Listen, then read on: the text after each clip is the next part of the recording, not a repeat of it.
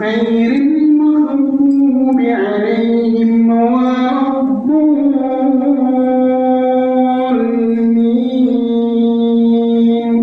آمين.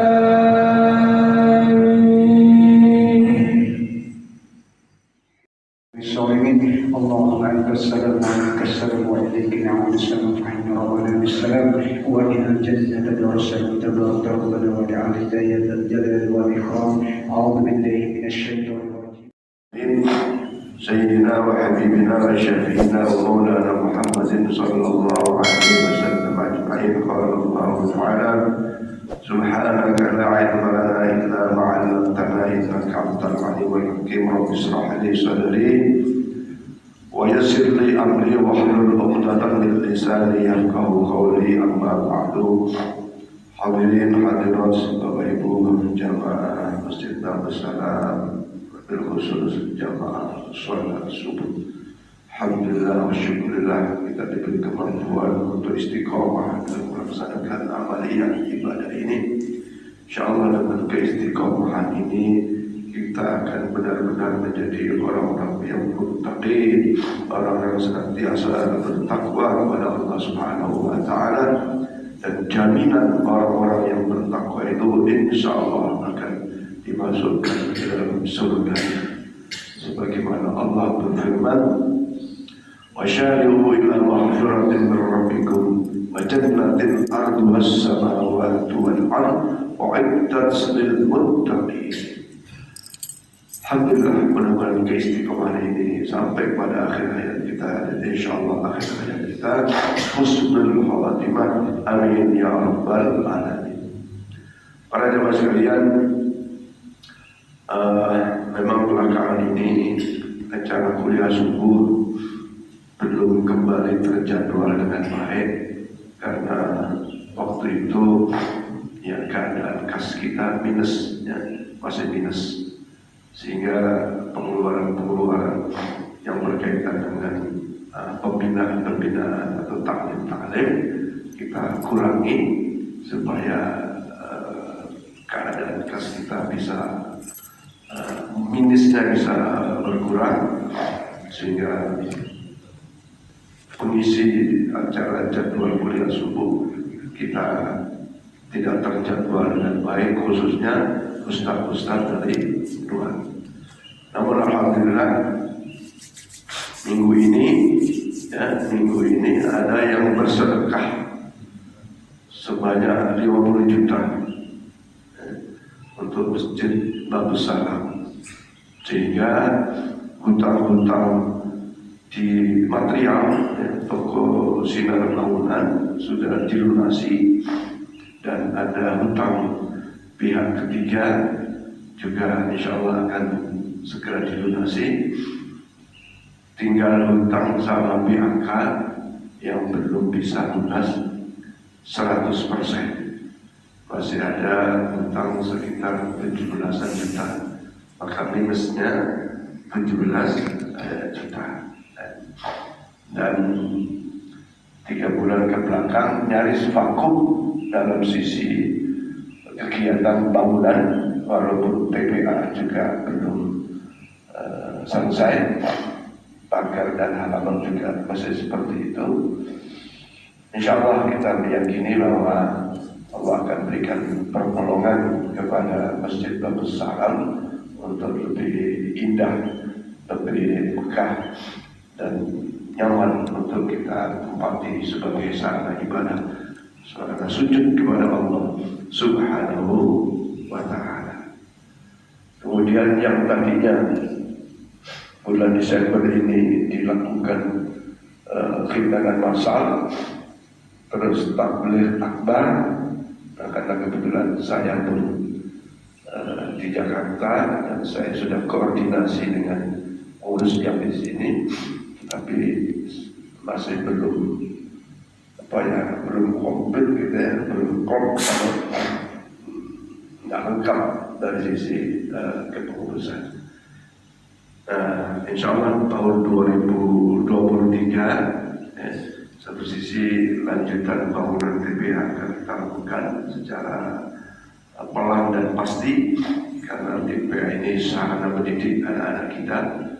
Kemudian pengajian wabil khusus kuliah subuh kita akan jadwalkan kembali sehingga yang mengisi ustaz-ustaz dari luar.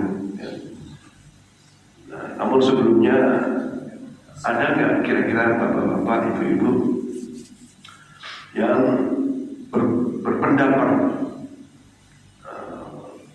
memang sebaiknya dari luar saja supaya nggak bosan?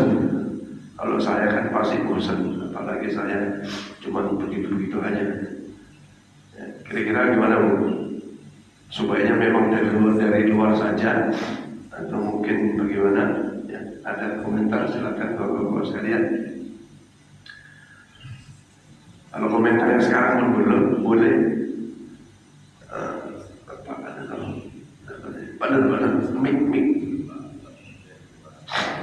ada mik atau kombinasi lah ya. Saya sebenarnya ingin lebih ada regenerasi. Pak Haji Marhani bisa sebenarnya, Pak Rodi Sidur boleh juga bisa. Cuman tidak semua orang bisa istiqomah dalam kuliah subuh. Ya, ini yang sangat-sangat istimewa bagi kita yang istiqomah dalam mengikuti jamaah subuh dan kuliah subuh. Ya, silakan nanti ada komentar dalam kegiatan kuliah subuh. Hadirin sekalian, pada kesempatan pagi ini saya ingin menyampaikan berita gembira yang datang dari Rasulullah Muhammad SAW. Berita gembira ini tentu saja insya Allah buat kita, buat saya dan kita sebagai orang yang beriman kepada Allah Subhanahu wa Ta'ala. Disebutkan dalam kitab At-Tibain, saya bacakan hadisnya. Bismillahirrahmanirrahim. Al-hadits tsani an Yasar ibn Yasar an Ka'b bin Ahbar qala allamani abi Tawrat illa sifra wahida kana yahtibu wa yadkhulu sundur falamma mata abi fatahtu fa idha fi an-nabiy akhir az-zaman maulidu bi Makkah wa hijratu bil Madinah wa sultanu Syam yaqusu sya'rahu wa yatazilu ala wasari yakunu khairul anbiya wa ummatu khairul umam. يكبرون الله تعالى على كل شرف يصفون بالصلاة كصف القتال قلوبهم وصاحبهم يحمدون الله تعالى على كل شدة ورخاء ثلثي يدخلون الجنة بغير حساب وثلثي يعدون بذنوب فخطاياهم فيغفر لهم وثلثي يعدون بذنوب خطاياهم بذنوب فيقول الله تعالى الملائكة اذهبوا فزنوهم فيقولون يا ربنا وجدناهم أسرفوا على أنفسهم ووجدنا أعمال في الذنوب كعبد الجبال غير أنهم يشهدون أن لا إله إلا الله وأن محمدا رسول الله صلى الله عليه wasallam. Hadis ini menceritakan Bapak Ibu sekalian bahwa Atha ibnu Yasar itu adalah seorang anak di mana bapaknya namanya Ka'b bin Ahbar. Bahwa di dalam kitab Taurat itu, ya, kitab Taurat yang diajarkan oleh Ka'b al-Ahbar kepada Atha bin Yasar, ada satu lembaran yang dilipat oleh bapaknya dan tidak diajarkan kepada anaknya. Apa yang dilipat dalam kitab Taurat itu yang tidak diajarkan kepada anaknya, ya, maka setelah bapaknya meninggal, kitab itu diambil oleh anaknya dan yang dilipat, yang dirahasiakan, yang bersifat itu dibuka dan ternyata di dalam kitab Taurat itu sudah ada penjelasan tentang bahwa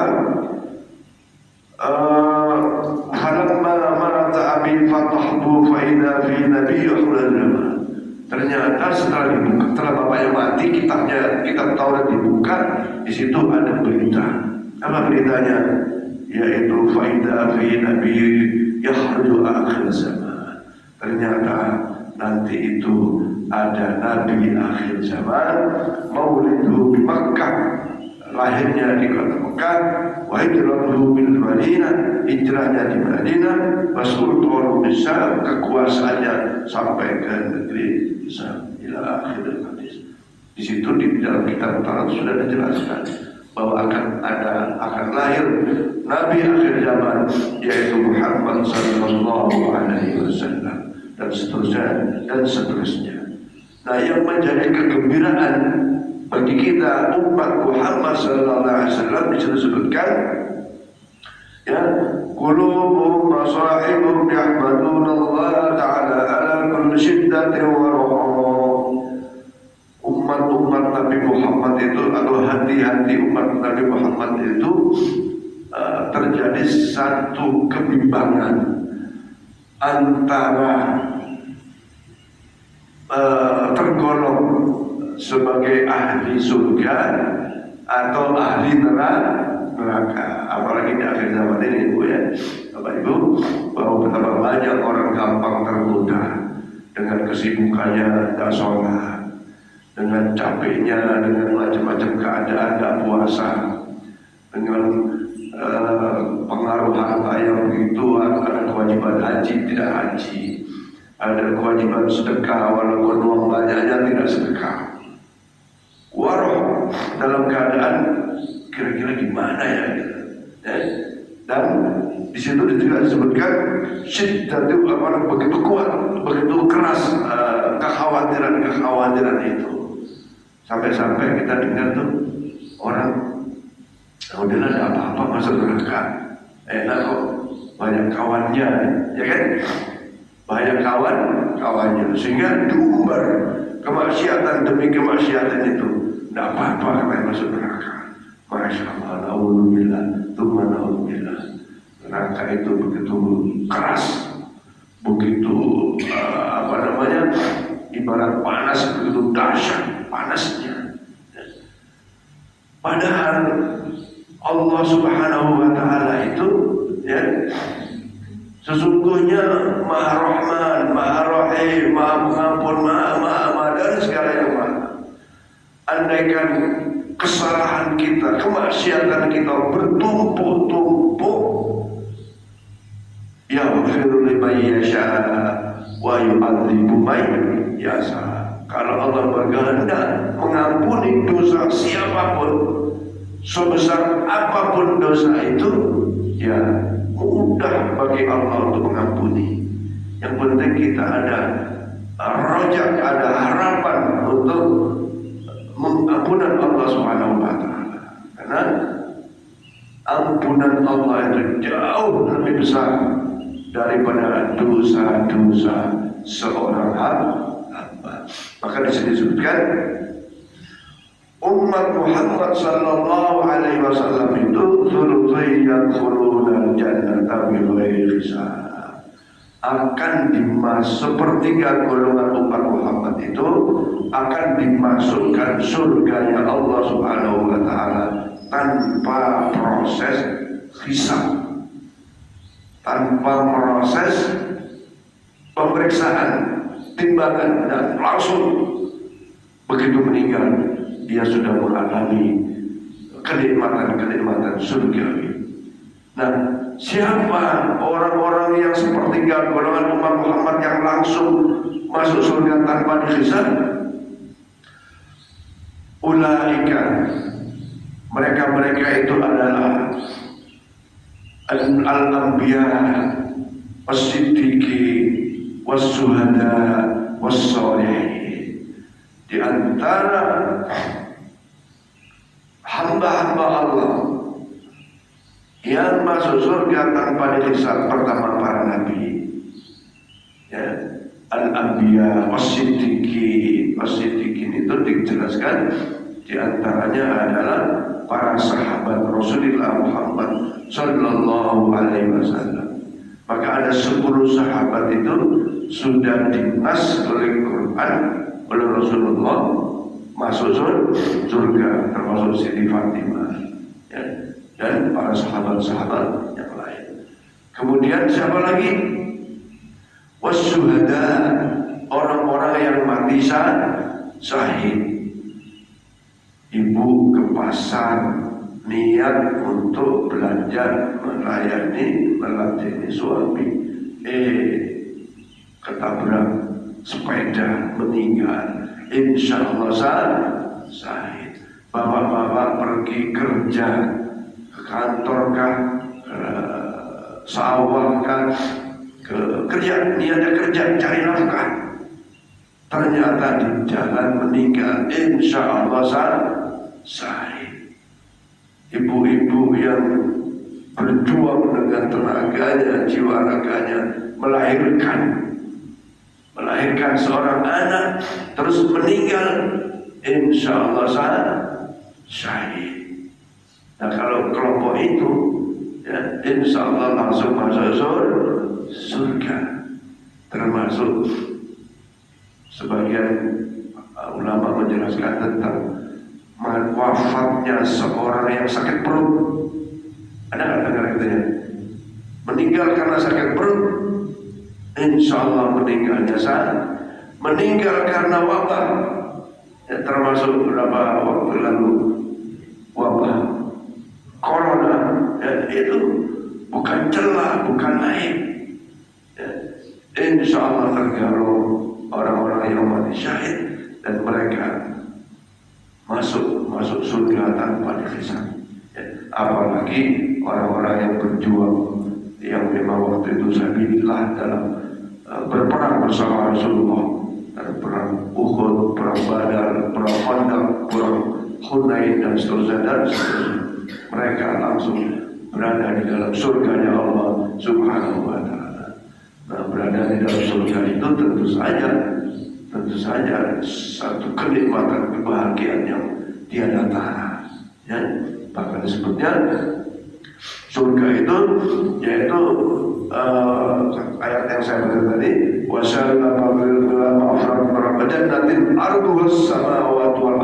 yang seluas langit dan bumi. Itu saking tak bisa membayangkannya kebahagiaan berada di dalam surganya Allah Subhanahu wa Ta'ala. Yang keempat, kelompok orang-orang yang syahid, orang-orang yang masuk surga tanpa dihisab adalah was-sholihin, orang-orang soleh. Apa bukti orang soleh? Di antaranya bukti orang soleh yang istiqomah dalam beribadah kepada Allah Subhanahu wa Ta'ala. Istiqomah. Nah, sekarang ini kan ada keadaan yang ke masjidnya rajin. Nah, ke masjidnya rajin tapi belum bisa menghindari perbuatan kemaksiatan. Ada nggak begitu? Kata Rasulullah itu as-sa'ah was-sa'ah. Ada orang itu kalau di masjid imannya kuat, imannya mantap, dia seperti orang. Kata Rasulullah as-sa'ah was-sa'ah. Tapi kalau dia tetap kembali lagi ke masjid, insya Allah dosa-dosa yang tadi itu, yang di luar masjid, ya, akan terampuni oleh Allah Subhanahu wa Ta'ala. Maka Rasulullah bersabda, kullu ummati mu'afin illal mujahid. Sesungguhnya seluruh umatku itu dosa-dosanya akan terampuni oleh Allah Subhanahu wa Ta'ala. Ya, dosa apa saja? Dosa masa lalu. Ya. Kalau Pak Popian itu suka bilang, oh dulu gelap gulita, sekarang terang beneran. Tidak usah terbayang dengan berbagai tumpukan dosa masa lalu. Yang terbayang saat ini adalah bagaimana memperoleh ampunan Allah Subhanahu wa Ta'ala yang ya wasi'al maghfirah, yang sangat-sangat luas itu. Jadi kita ini sudah yang lalu ya sudah, ya, sekedar diingat, oh dosa ini, dosa itu, dosa ini boleh, tapi kita berharap kepada Allah sebesar apapun dosa itu, dipastikan oleh Rasulullah, mu'afin, akan diampuni oleh Allah, illal mujahir, kecuali dosa yang dipamerkan. Ya, kecuali dosa yang dipamerkan. Dalam kitab Usfuria itu disebutkan dosa yang dipamerkan itu disebut misalnya berzina, diceritakan, terus minum-minum, ya rame-rame, ya sekarang tuh suka diviralkan tuh, Pak, orang berzina diviralkan, ya kan, anak-anak ABG gitu ya, diviralkan, difilmkan, divideokan dan disebar, masya Allah. Bahkan tadi saya bilang ada seorang artis itu yang anaknya sudah berapa tapi suaminya nggak jelas, bahkan datang-datang nggak apa-apa, masuk neraka nggak apa-apa. Naudzubillah, subhanallah. Sesungguhnya siapapun kita sebagai umat Muhammad SAW, mu'afin, akan diampuni oleh Allah kecuali yang dosanya disebar-sebarkan, bukannya ditutupi, tapi dosanya disebar-sebarkan. Nah, dalam kontemplasi hukum fikih sekarang itu banyak ibu-ibu dosanya disebar-sebarin. Bagaimana dosa disebar-sebarin? Iya, pakai baju seperti nggak pakai baju. Itu dosa apa? Ibu pakai baju yang sekwilda, yang bupati, buka paha tinggi-tinggi, buka sekitar wilayah, dieteng kemana-mana, itu disebarkan. Menurut sebagian ahli fikih itu termasuk menyebar-nyebar dosa. Maka hati-hati buat anak-anak kita, Bapak Ibu. Kalau rambut sebagian masih ada yang tidak apa-apa, walaupun sebagian besar rambut itu syahrul mar'ah aurat, ya, rambutnya wanita itu adalah aurat, ya. Walaupun ada di antara ulama yang anaknya rambutnya nggak tertutup dengan sempurna, karena ada ikhtilaf. Tapi yang namanya sebar dosa, auratnya dibuka secara terbuka dan kemana-mana, masya Allah. Lihat di mall-mall itu kadang-kadang, ya. Di mall-mall ada di jalan-jalan. Maka ayo anak-anak kita jangan sampai tergolong, terutama yang termasuk bapak-bapak. Termasuk bapak-bapak yang olahraganya pakai celana pendek tuh, ya, masih kelihatan lututnya, ya, kalau udahnya masih tutup, tapi lututnya itu kan auratnya bapak-bapak itu kan baina surroh warubah, ya kan, antara pusat dengan lutut. Kalau celana pendek di atas lutut, auratnya kebuka. Ya, walaupun ada sebagian pendapat, ya, sebagian pendapat katanya kalau nggak madhinatus syahwat nggak apa-apa. Ya memang kalau bapak-bapak itu pakai apa ya, cangcut ya, apa celana dalam itu mungkin ibu-ibu nggak tertarik. Tapi kalau ibu-ibu yang setengah telanjang, kebanyakan bapak-bapak tertarik. Betul nggak, Bapak? Betul, tertarik. Ya termasuk saya yang melihat kok istilah orang itu nggak dilihat mubazir, rezeki diulang itu kan, dilihat dosa. Maka jangan sampai anak-anak perempuan kita termasuk al-mujahir, orang yang memamerkan kemaksiatan dengan membuka aurat. Ya.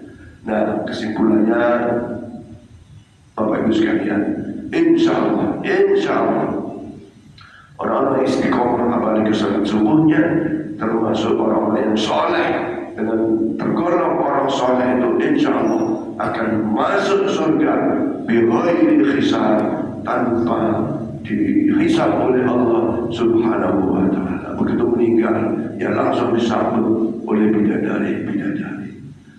Ada satu kisah, ya, ini diungkapkan oleh Cak Nun, ya. Gus Dur itu sampai sekarang belum pernah ketemu malaikat di dalam kubur, yaitu malaikat Munkar Nakir. Kenapa? Karena hadis Rasulullah SAW menyebutkan Begitu orang mukmin itu dikubur, orang mukmin itu dikubur, dan manakala penguburnya atau orang yang mengubur itu, orang yang ziarah kubur itu melangkah pulang 10 langkah, malaikat datang. Dalam riwayat ada disebutkan pada saat pertama dikubur itu kan terlentang miring ke kanan, hidungnya nempel di tanah. Kalau dimasukkan peti, hidungnya dibuka, dikasih tanah, jidatnya dibuka, kasih tanah, ya maunya kepelin tanah supaya memang kembali ke tanah. Gitu. Nah, pada saat itu kan terlentang. Begitu malaikat munkar datang, orang ini berdiri, duduk. Nah, dan seterusnya. Nah, setelah orang yang menanam, yang mengubur itu kembali ke rumah dengan 10 langkah, malaikat datang. Persoalannya, Gus Dur itu dari dimakamkan sampai sekarang tak pernah berhenti orang datang. Dari 10 datang lagi. Saya pun pernah ziarah ke sana itu nyaris penuh terus. Ya, katanya sampai sekarang di makam Tebing. Ada pernah sana Bu? Kalau ziarah ke Wali Songo itu ada para travel biro perjalanan itu sudah merancang nanti akan ziarah ke makam Gus Dur. Seakan-akan Gus Dur menjadi wali yang ke-10. Nah, ini bagi yang percaya, yang tak percaya ya silakan aja. Karena akhirnya suatu ketika Cak Nun bertemu dengan Gus Dur berada di bawah pohon kelapa gitu, ditanya sama Cak Nun, Gus ngapa di sini? Itulah orang-orang tuh gak berhenti datang sampai aku kepingin ketemu malaikatnya nggak bisa, karena terus dia sampai sekarang Bu. Pak, waktu saya dulu ziarah begitu padat sekali. Nah, kembali kepada persoalan bahwa orang-orang yang yadkhuluna al-jannata bighairi hisab ini tanpa ada lagi pertanyaan marbuka, wa ma nabiyuka, wa ma imanuka, wa ma ikhwanuka, langsung mendapatkan kenikmatan surga. Nah, jadi yadkhuluna al-jannata bighairi hisab. Kita sayurinya berdoa, Allahumma ja'alna minhum. Ya Allah, semoga kami ini termasuk mereka. Siapa mereka itu? Yaitu para nabi, para sahabat, para siddiqin, para orang-orang yang mati syahid, dan insya Allah kita termasuk was-sholihin wa hasuna ulaika rafiqa. Itulah orang-orang yang senantiasa mendapatkan kebaikan dan di dalam rafiq, yaitu hidayah Allah Subhanahu wa ta'ala. Kemudian wadzuliyaduna binubim qadayahum wa yughfar lahum. Nah, sebagian umat Muhammad itu ya punya dosa dan dosanya banyak.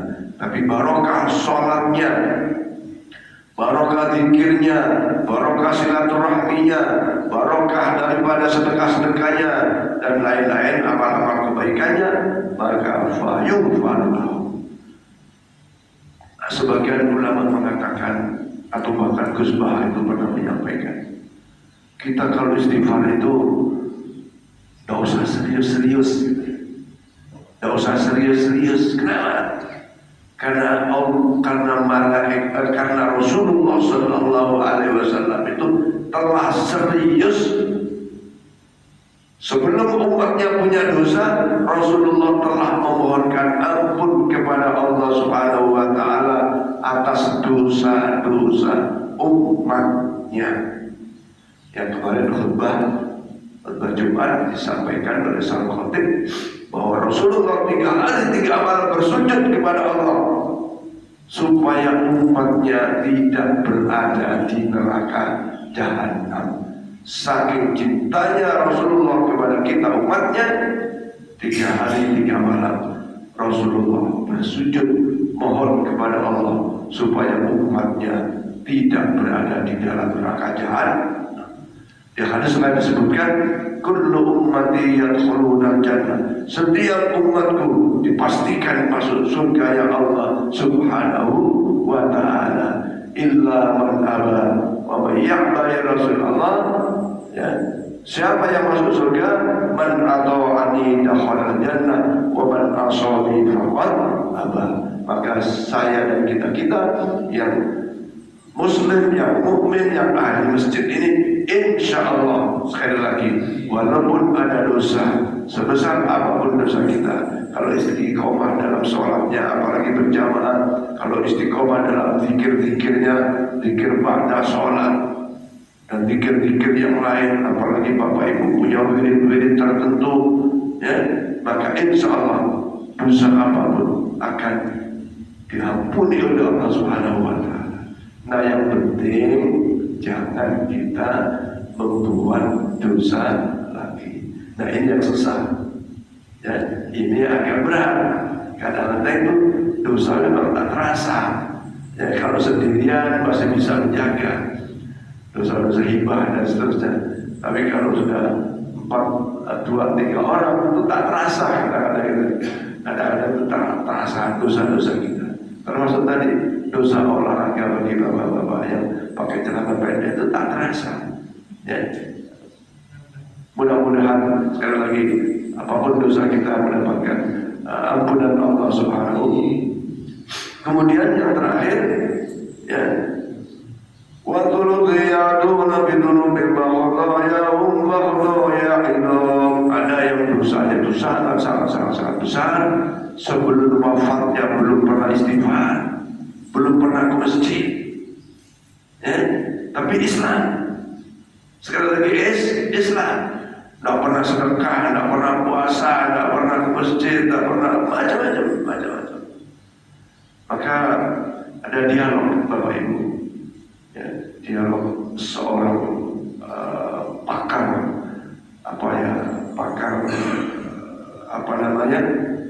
keilmuan, bahwa apa betul itu man kana akhiru kalamihi la ilaha illallah dakhala jannah. Apa betul orang yang akhir hidupnya mengucapkan kalimat la ilaha illallah masuk surga? Wah, enak banget tuh. Bagaimana tuh yang ahli maksiat, ahli judi, ahli mabuk, ahli dosa-dosa, oh enak banget. Kan gampang mengucapkan kalimat la ilaha illallah. Ya, logikanya gampang mengucapkan itu, ya. Tetapi untuk bisa mengucapkan itu tanpa rahmat dan ridha Allah menjadi susah. Maka kalau kita mentalkin orang yang mau meninggal, ya sebagian ulama cukup kalau misalnya lagi sakaratul maut, terus kita bimbing. Mentalkin itu kan membimbing. La ilaha illallah, ikut mengucapkan Muhammadur Rasulullah, ikut. Maka sebagian orang udah gak usah ditarget lagi, takut malah gak nyampe, ya kan? Takut malah gak nyampe kalimat la ilaha illallah. Kalau sampai la ilaha saja kan bahaya. Tapi sisi lain ada pendapat tidak usah la ilaha illallah, tapi cukup Allah. Ya kan? Cukup Allah. Tetapi sebagian lain kalau dia ahli thariqah, ahli zikir, orang ahli zikir kan awalnya la ilaha illallah, itu ahli zikir ya, ahli tahlil itu gitu. Kemudian karena sudah matang dalam rohnya, dalam jiwanya, tidak pakai la ilaha illallah lagi, langsung Allah gitu kan. Begitu udah masuk ke dalam jiwanya, dalam rohaninya, bukan Allah lagi tuh, domirnya yang digunakan. Walaupun ini dibantah oleh orang-orang lain yang gak setuju dengan pikir Padahal hu itu adalah dhamir dari la ilaha illallah. Kalau tulisannya itu kan la ilaha illallah hu, Allah hu, kan itu ya. Tulisannya kan gitu ya. Lihat di sini kan. Masih ada dhammanya di huruf haknya itu.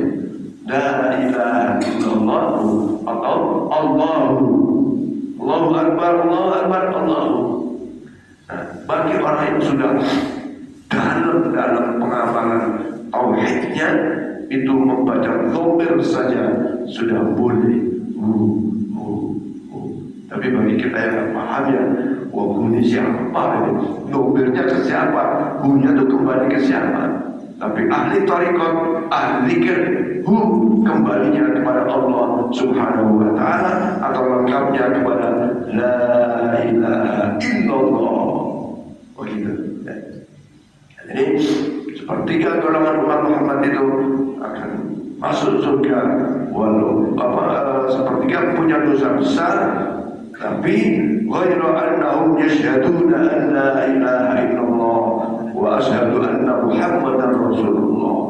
Walaupun dosa besar, tapi karena dia seorang muslim, seorang mukmin, akan dipastikan dimasukkan ke dalam surganya Allah Subhanahu wa Ta'ala, tentu melalui proses-proses yang hisab, yang mizan, dan bahkan sebagian ada yang berada dicuci, dibersihkan di dalam nerakanya Allah Subhanahu wa Ta'ala. Mudah-mudahan saya dan kita semua termasuk golongan yang pertama, yang khulul jannata bighairi hisab, masuk surga tanpa melalui proses hisab. Setidak-tidaknya waktu ya'tuna bidzunubihim khataaya wa yaghfir lahum, yaitu punya dosa, tapi dosa-dosa kita diampuni oleh Allah Subhanahu wa Ta'ala sebelum wafat kita, sehingga insyaallah kita semua akan ketemu nanti di dalam surganya Allah Subhanahu wa Ta'ala.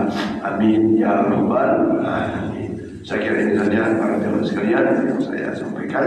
Mudah-mudahan sekali lagi Allah memberi kekuatan kepada kita untuk istiqomah dalam ketaatan kepada Allah, istiqomah dalam menghindari kemaksiatan, istiqomah dalam beribadah sampai akhir hayat kita, insyaallah akhir hayat kita husnul khatimah, dan barakah dari amal ibadah ini Allah jadikan rumah tangga kita sakinah, mawaddah, warahmah, anak-anak saleh dan salihah, penuh barakah dari Allah Subhanahu wa Ta'ala, rezeki yang banyak, yang halal, dan dijauhkan segala macam penyakit, musibah, bala dan bencana. Wallahu a'lam bishawab. Ada yang ingin ditanyakan atau mungkin tadi pendapat? Ada yang ingin sampaikan atau ingin ditanyakan? Assalamualaikum warahmatullahi wabarakatuh. Assalamualaikum. Terima kasih Pak Ustadz atas wejangannya. Yang saya ingin tanyakan, kita sebagai manusia memang wajib istiqomah untuk menjalankan kehidupan ini. Namun di tengah perjalanan aktivitas kita tentunya ada suatu keterbatasan ilmu maupun sarana. Salah satu misalkan kita mengadakan traveling atau perjalanan ke daerah-daerah, ternyata di situ tidak ada musola maupun masjid, yang ada hanya kelenteng atau huruf. Bagaimana kita melaksanakan ibadah supaya di dalam perjalanan ini tepat waktu dalam melaksanakan ibadah tersebut? Apakah kita boleh di sampingnya kelenteng kita sholat di situ atau gimana? Terima kasih Pak. Ya, baik. Seorang musafir di dalam pelaksanaan ibadah, khususnya sholat, itu ada rukhsah, ada keringanan, sehingga sholat itu ada yang disebut dijamak. Kalau Bapak Ibu mau ke Singkawang atau ke Pamangkat, Sambas, dimungkinkan nanti tidak bisa sholat, tidak keburu waktu sholat zuhur atau asar, maka boleh dikumpulkan sholatnya, ya, setelah keluar dari wilayahnya, sholat zuhur, asar gabungkan zuhur, atau zuhur dijamak, asar ditakdir, asar didahulukan ke zuhur, ya maka itu bisa. Atau duhurnya nanti ditakhir digabung dengan asar. Itu yang pertama, ada rukhsah ya. Kemudian yang kedua, sesungguhnya sholat itu, syarat sahnya sholat itu adalah pertama suci dari hadas kecil, hadas besar. Kemudian suci pakaiannya, suci badannya, suci tempatnya ya. Kalau kelenteng itu suci, nggak ada kotorannya, nggak ada BAB-nya, BAB ini maksudnya, maka boleh nggak sholat di gereja? Boleh. Yang penting tempat sholatnya itu suci. Ini kan sebenarnya intinya di situ. Kalau sholat jamaah, takbir, takhir kan udah biasa ya. Maka selama tempat itu suci, boleh digunakan sholat. Karena ardullahi wasi'ah, bumi Allah itu sangat luas. Soal rasa, yaitu tidak enak memang. Allahu Akbar, di situ ada apa misalnya kan? Ya memang rasa. Tapi sholat itu kan soal syariat. Yang penting suci. Sholat di pinggir jalan, jangan di tengah jalan, nanti ditabrak. Di pinggir jalan boleh. Apalagi cuaca panas, kering, nggak masalah. Kotoran kambing saja itu kalau kering sama kering tidak menjadi najis. Kotoran itu menjadi najis kalau kering itu basah. Kotorannya tai ayamnya kering, kaki kita basah itu najis jadinya. Ya. Jadi tidak harus di jalan pakai sejadah. Zaman dulu nggak ada sejadah. Jadi untuk ibadah itu sangat-sangat mudah. Yuridullahu bikumul yusra wa la yuridu bikumul usra. Nah tentu saja idealnya ya jangan dikelenteng lah. Kan rasa tadi tidak enak ya. Kalau soal saja yang penting tempat itu suci, keramiknya suci, lantainya suci, nggak masalah. Nah, menghindari rasa yang bau sampah di kelenteng sebelahnya misalnya gitu ya. Banyak pun dulu tuh saya sendiri pernah ngalami sholat di galengan. Tahu galengan ya? Antara kebun sama kebun, antara sawah dengan sawah itu sholat di galengan. Sajadannya pakai apa? Sajadannya pakai daun pisang. Boleh nggak? Boleh. Orang yang demo-demo di Monas itu sholatnya ya di Monas, di lapangan banteng ya. Jadi tidak harus di masjid, tidak harus di intinya boleh Pak Yayan ya, Kang Yayan ya.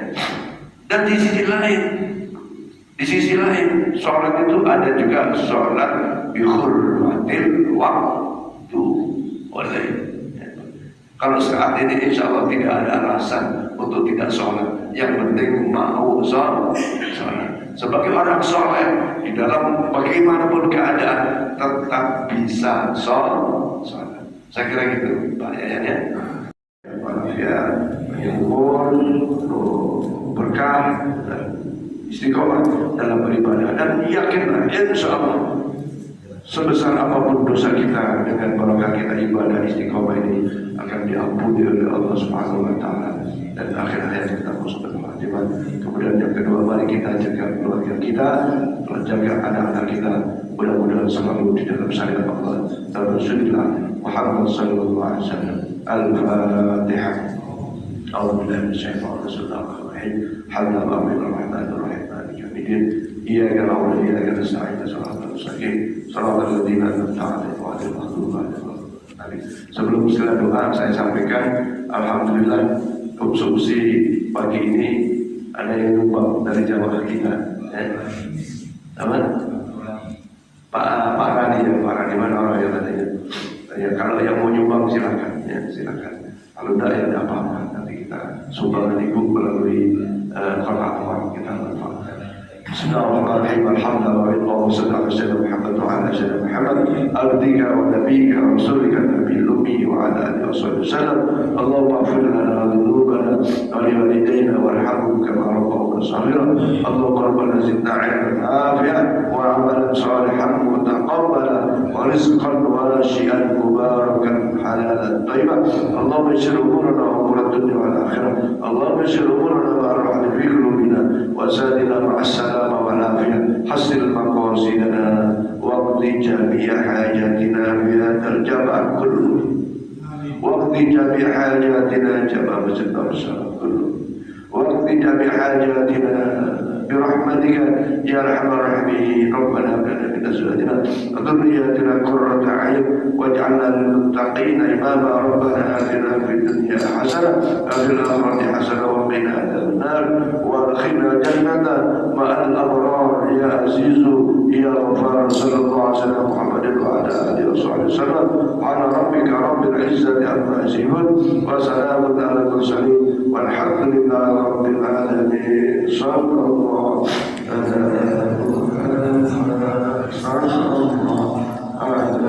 وسلم. صلى الله على محمد صلى الله عليه وسلم. صلى الله على محمد صلى الله عليه وسلم. صلى الله على محمد صلى الله عليه وسلم. صلى الله على محمد يا ربي صل عليه وسلم.